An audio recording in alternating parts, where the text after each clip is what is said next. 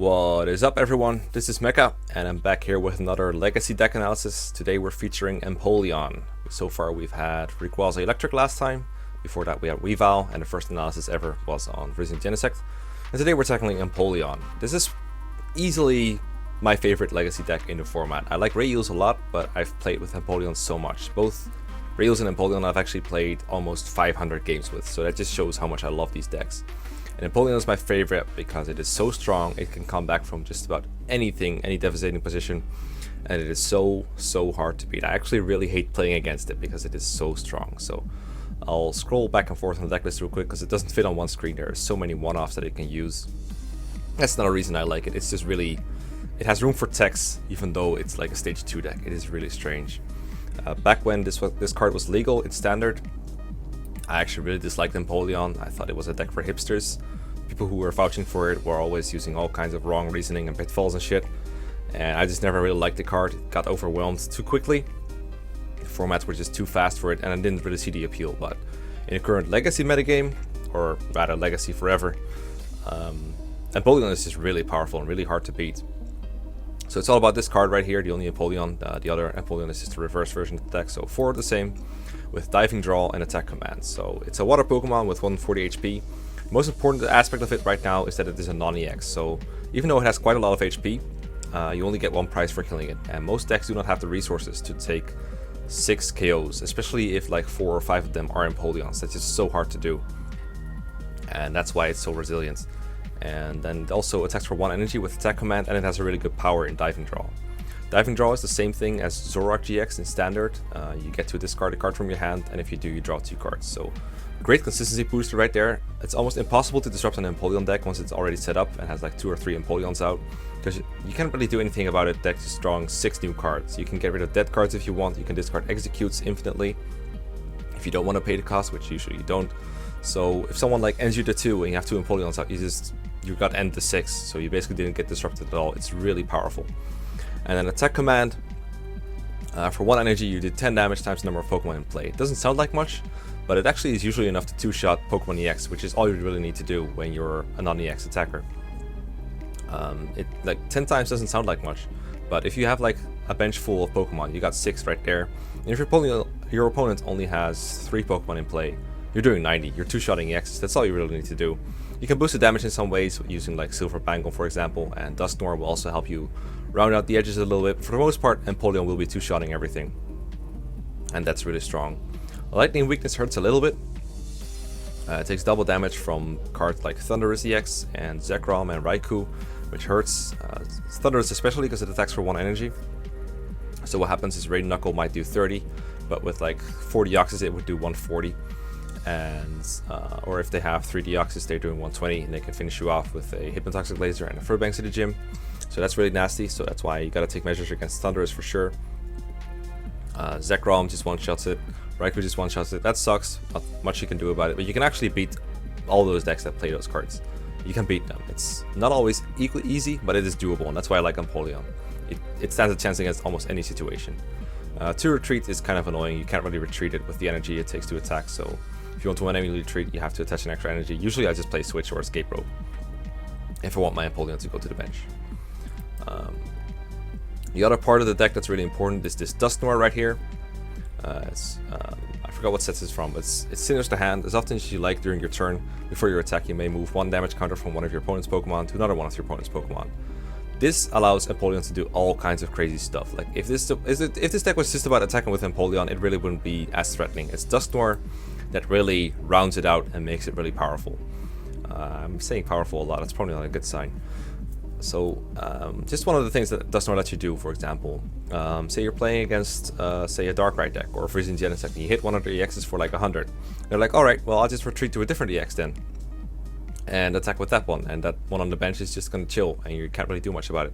But with Dusnor you can actually move all the damage from one Pokemon to another, and that way you can still get a knockout. Doesn't matter where the damage is, so any damage is damage you can use later. And it also really helps if you're, for example, hitting something for 120, say a Pokemon EX with 180 HP. So they've got 60 HP left because you hit them for 120. And the next turn, they leave that Pokemon up there, and you can attack again. You can hit him for 120 again, but you're wasting like 80 damage that way. So what you can do then is you can actually, or you're wasting 60, I think, because you're hitting for 120. Right. So what you can do then is you can move like 60 to a different Pokemon and then just attack again for 120 and get your knockout, but you still got 60 damage somewhere else that you can use later. So Dusnor lets you use every point of damage you get to your advantage. Now the great advantage of Dusnor is you can take out support Pokemon with low HP, most important example being Electric. From last episode you can see that the Rayquaza Electric deck, it needed a lot of energy to keep fueling Dragon Burst.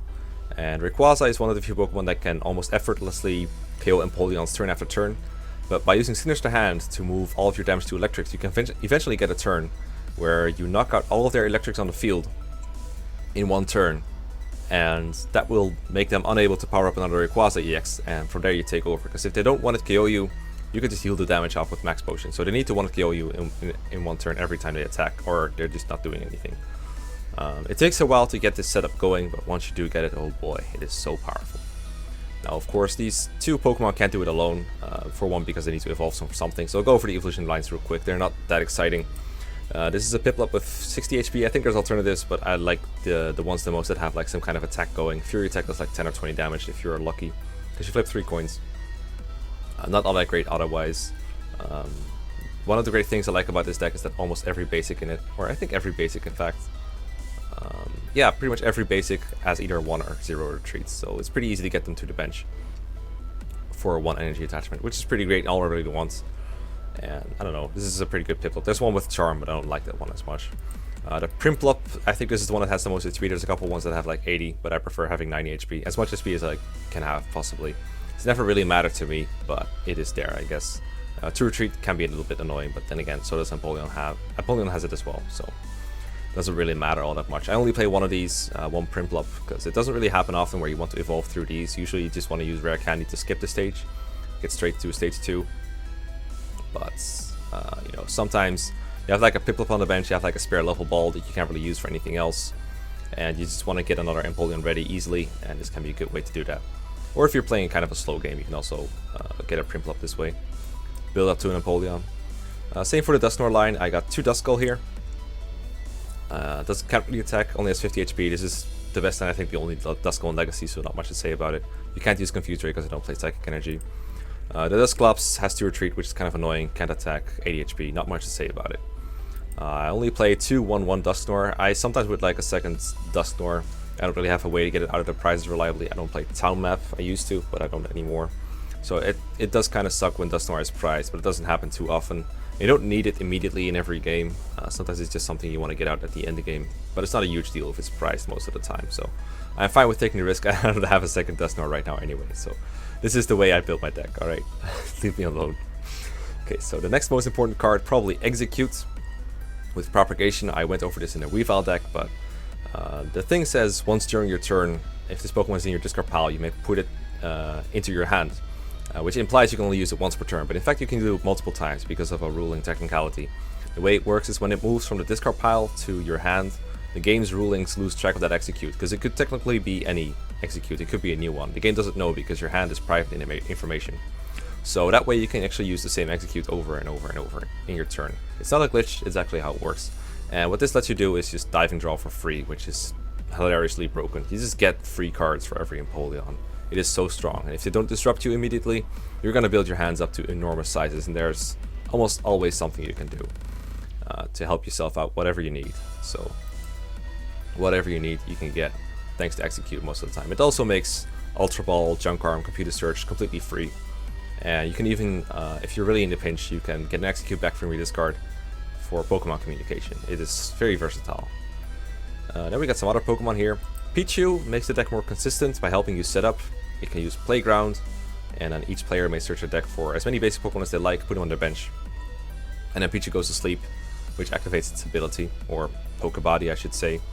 Pichu is nice because if you're going second, you can attack on your first turn, but you're still a turn behind because your opponent got to attach first and everything. So Pichu kind of helps you make up for that by using Playground. The attack is free, you don't have to pay any energy for it, that's what the symbol thing means. So you can use Playground and search like 3 Piplups and a Duskull and something else if you want, or 4 Piplups if you've got them all in your deck. And the reason Pichu works so well for this kind of deck is even though you're giving your opponent the ability to bench Pokemon too, Empoleon usually wins in a situation where both decks set up completely. So even though I'm giving my opponents the chance to find every Pokemon he needs for the rest of the game, I don't really care, because if I get the setup, I beat almost any other setup. With some exceptions, but most of the time, Empoleon is the favorite if both players set up. So I want to facilitate that. And if they bench a lot of Pokemon, it also fuels attack command. So I don't even mind if they search out Pokemon they don't need. I actually prefer it. And a Sweet Sleeping Phase, as long as Pichu is asleep, it's basically invulnerable, at least to damage, which is good. The Playground puts it to sleep, so sometimes you'll be able to live an extra turn due to this, which is, you know, it's fun, it's nice. I don't count on it. Usually I just count on it dying, and that frees up bench space, but I don't really mind if it lives either, you know, one less prize that they can take. A couple of other support Pokemon. I went over Mr. Mime countless times in these videos because it is in almost every deck I play, because it's just so important to protect yourself from cards like Raiku's Volt Bolt, Landorus's Hammerhead, Kyurem's Frost Spear, all that kind of stuff. You just want to protect yourself from these. Piplup again is a low HP Pokemon, and so Duskull. So any damage you can stop them from doing to it is nice. It stops them from getting early prizes or setting you up for KOs in the future. And if nothing else, Mr. Mime makes a nice wall in the early game where you put it active to protect your other Pokemon. Same goes for the other two tech cards I got in here, Spiritomb and Sock. Spiritomb is an interesting card. I mostly play it for the Vrisian Genesect matchup. It stops them from playing down G-Booster, which is one of the few ways, if not the only way, that Vrisian Genesect can ever one-hit KO an Empoleon. So what I try to do is at one point get Spiritomb into play a Tool Scrapper if they've got their G-Booster in play beforehand, and then they can never play G-Booster again. And the only way to get G-Booster ever again is to Red Signal up Spiritomb and knock it out. But if they do that, I usually am able to Super Rod it back in and play it back down with like a Level Ball or an Ultra Ball. And they have to do it again. At some point they run out of Red Signals, and they're rarely able to use G-Booster, as long as I'm set up properly. Because that's what Sealing Scream does, it blocks all A-Spec cards. I also play an A-Spec Computer Search, but if I got a Spiritomb into play, I'm going to make sure to either discard my Computer Search or use it beforehand. I've also Computer Searched for Spiritomb before, which is kind of fun. Hex Mirror, I don't use this much, but sometimes it's handy if I have like a very bad dead hand and I don't have like Tropical Beach or anything to refresh it. I just attach energy to Spiritomb and use Hex Mirror. And if they have like 4 or 5 cards, I'm happy with 4 or 5 new cards over whatever dead cards I happen to have in my hand. It's pretty cool. And now we got Sock. Pretty spectacular card. I enjoy this one a lot. Not a whole lot of people play it, but I think it's pretty good in the right situations. Kick of Righteousness is what it's all about. If the defending Pokemon is a Team Plasma Pokemon, it does 40 extra damage on top of the 10 it already does. That sounds kind of weak, and it is, unless you're playing against something like Weavile, the Vilify Weavile.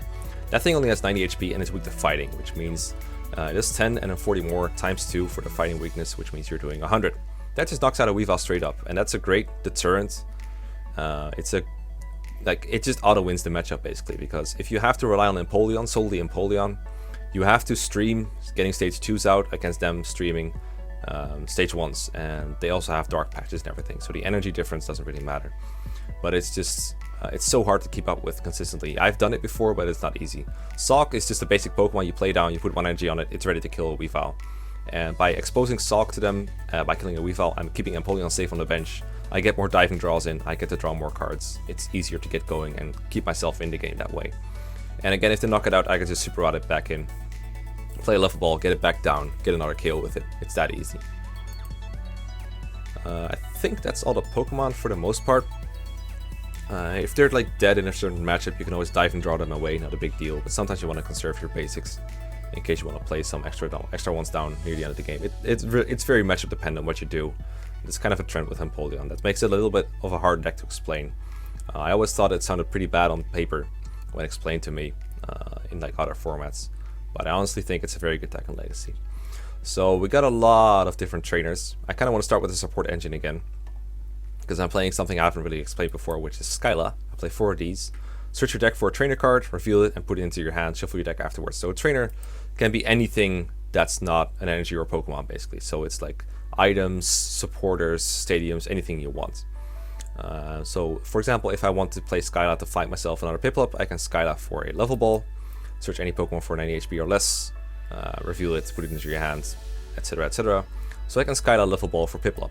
If I want to refill my hand at the end of my turn, or counter the stadium, I can Skyla for Tropical Beach, refill my hand up to 7. If I have a Piplup and I have on the field and I have an Empoleon, I can Skyla for rare candy, get my Empoleon out. So Skyla is very good at finding just the right piece. It's nice for completing the puzzle. Sometimes you have one thing and you need another thing. Skyla helps you complete those things. It's weird, but it works better for slow decks. Usually fast decks like to play Professor Juniper and Oxney Theory all game long to try and find the cards that they need. But this deck profits more from searching like one specific thing, especially when you have like a hand of 10 cards. You don't want to shuffle that back in to try and find one more card. You want to use Skyla to find just what you need. That's much better.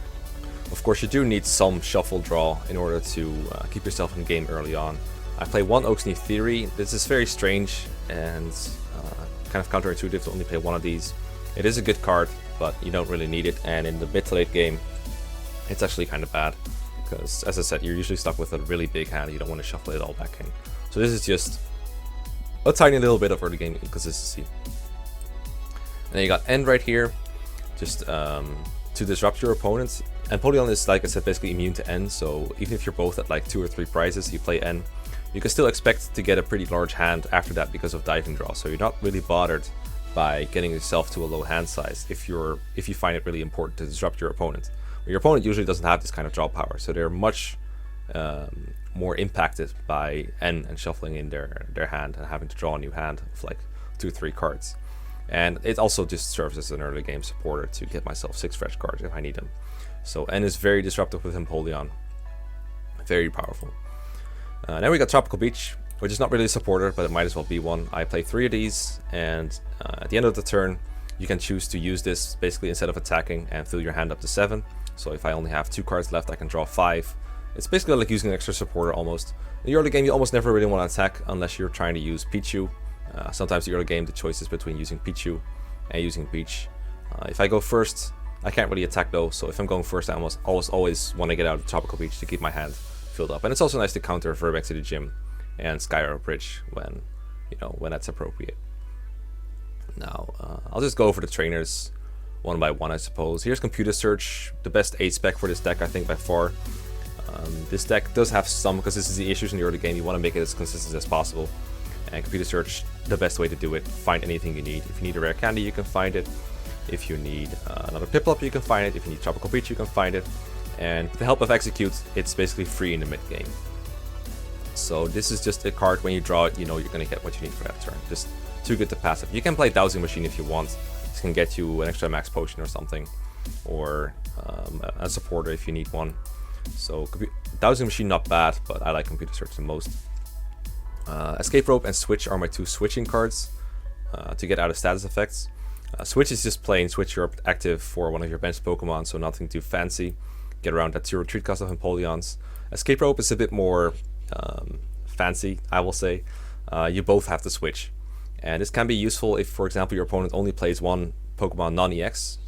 For example, they're placing Freezing Genesect and they have a Celebi active and they left it active for a turn. And their bench is all EXs and you want to attack an EX. You can play Escape Rope and force them to switch out the Celebi for something else. Such as their Genesect or something, which is cool. And people often get in a difficult time against Escape Rope with Empoleon because they're trying to keep their bench small.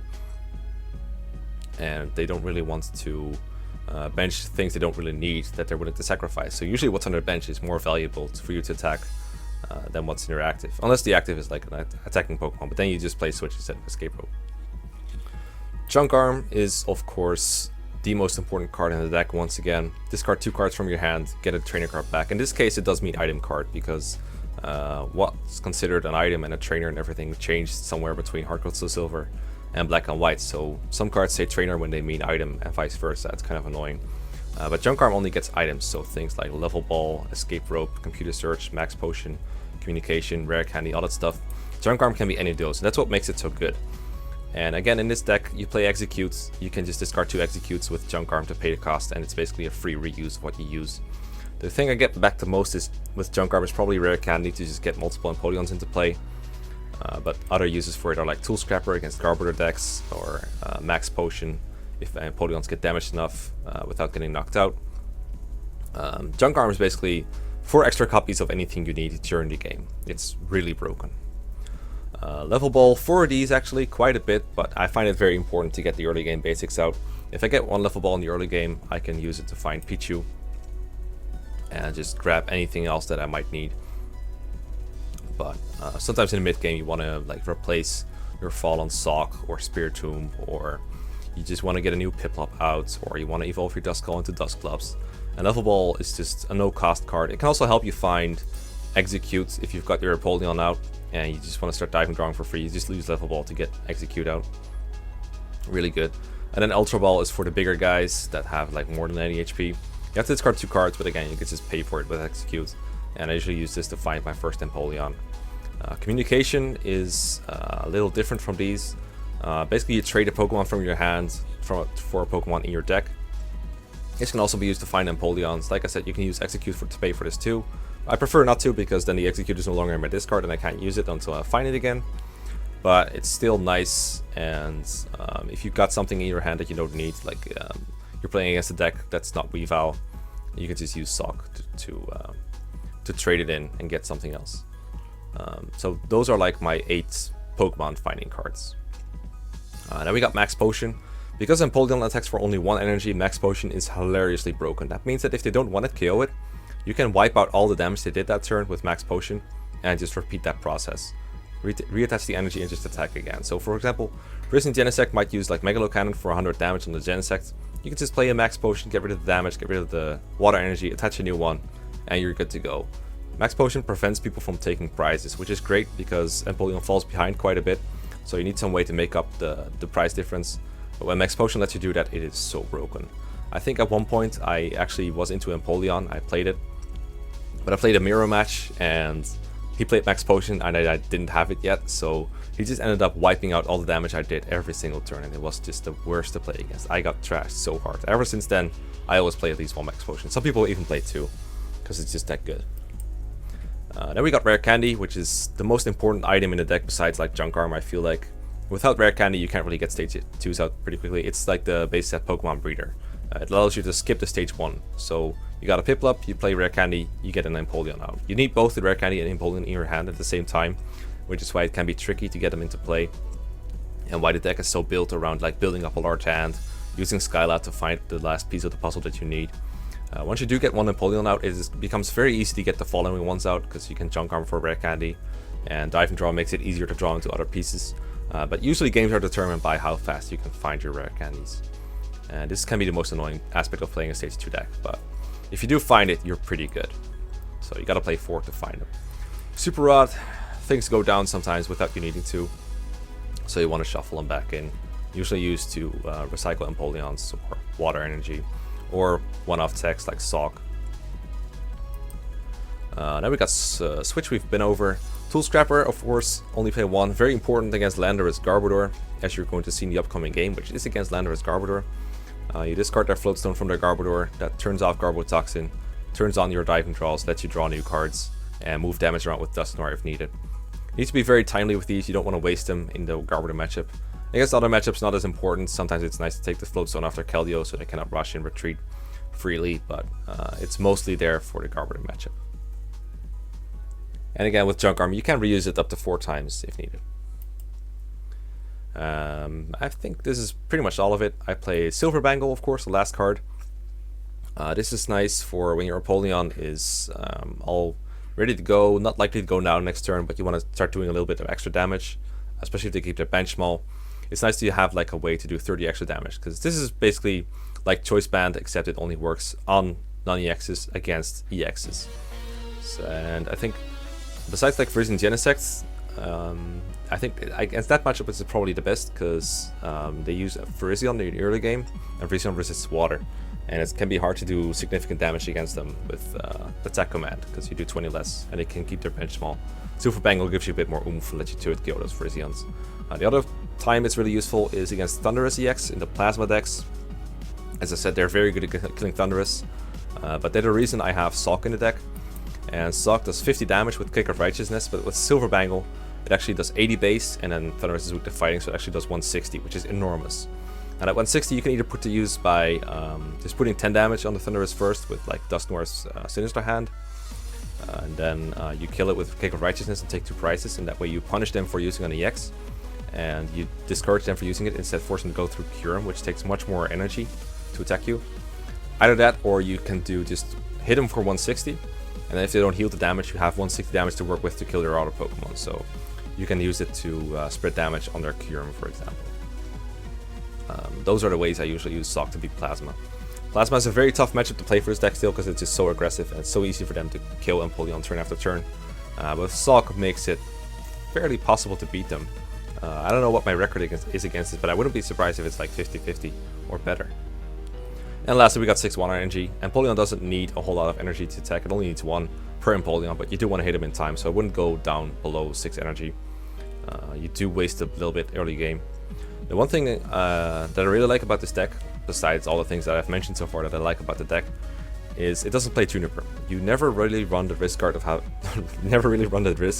having to discard a whole lot of cards that you don't want to get rid of. Almost everything is in your control, which is why I find it strange that some people on the ladder do play Empoleon using like Professor Juniper and just discarding resources unnecessarily. I just play the Oxney Theory in the end to shuffle my hand, and that's all I really need. Everything else is all about building up a large hand. I don't really think Juniper fits very well in this deck, but some people disagree apparently. A lot of people also play some kind of consistency Pokemon like Jirachi or Smeargle, just in case they're stuck with an empty hand, with nothing but like a level ball. I understand this, I do this for most decks, but not Empoleon. It's not that I never run into a dead hand, it's more that I'm willing to take the risk. It sounds kind of strange. I would like if that makes you uneasy, you should definitely play like a Smeargle or a Jirachi, because it can be very good. Jirachi EX also lets you find something like Pokemon Collector to get a lot of basics into play at once. That is one way you can play the deck. Definitely not saying that's wrong. This is just the way that I prefer to do it. If I have a really bad hand, sometimes I will use Level Ball to find a Spiritomb and use Hex Mirror. But this doesn't happen very often. Usually I just get what I need. Maybe I'm just lucky. But yeah, that's the way I play it. Some people play Furbank City Gym and Hypnotoxic Laser, which I'm not a big fan of. Theoretically, it would win you the mirror match, except because you get one of KOs. Usually a mirror match without Hypnotoxic Laser, it's just 2 Empoleons hitting into each other, and if you max potion the damage, you're good, and if you don't, then their Dusnor is going to move it all around, and you're going to be in a lot of trouble. And Hypnotoxic Laser, I guess in theory, kind of breaks that, but it also makes it so you can't really play Tropical Beach. And if you really want to get the mileage out of Laser, you sometimes have to Junk Arm for it. It's very hard to find a space for Furbank and Laser, in my opinion, especially for Laser. And then if you Junk Arm for Laser, you're kind of defeating the point, because you really want to save all your Junk Arms from Max Potion, I feel like. I can see where Laser is useful sometimes, but I really am not a fan of Laser deck. The Laser version of this deck, not at all. So I think that's most of the other options in this deck. You can play almost anything with Empoleon, honestly, as long as you can find a space for it. And the most cuttable cards are definitely Spiritomb, Sock, Pichu, and maybe a couple of the ball trainers if you really want to. Silver Bangle, also not necessary. Some people play Silver Mirror against the Plasma matchup. I'd rather just responding kind with Sock, but I can see what they're going for. Alright, so one version of the deck that I haven't really highlighted enough so far, even though it is very prolific, is the Flygon version. I cut some cards like an Empoleon and a couple of other things to fit in a 2-2 Flygon line. And also switched out the Switch and Escape Rope for Floatstones. So Flygon is a very cool tech in this deck. It does a couple things that Empoleon has a lot of trouble doing otherwise. One of them is winning the mirror match. As I said, the mirror match pretty much comes down to who can max potion their damage the best. And that's pretty hard to do and to win consistently, but Flygon just flips it on his head. See, the trouble is Empoleon can only hit one Pokemon at a time, and if they just max potion off the damage, then you haven't really accomplished anything, and that sucks. Flygon flips that on its head. It spreads damage all around, which makes it impossible to max potion it all off in one fell swoop. Instead, you've got 10 or 20 damage on every single Pokemon. And then with Dusnor, you can utilize that damage spread around to put it on, say, an Empoleon. Put it down to from 140 to, say, 120. And you knock it out with Attack Command, and you now can solidly take knockouts. That's great.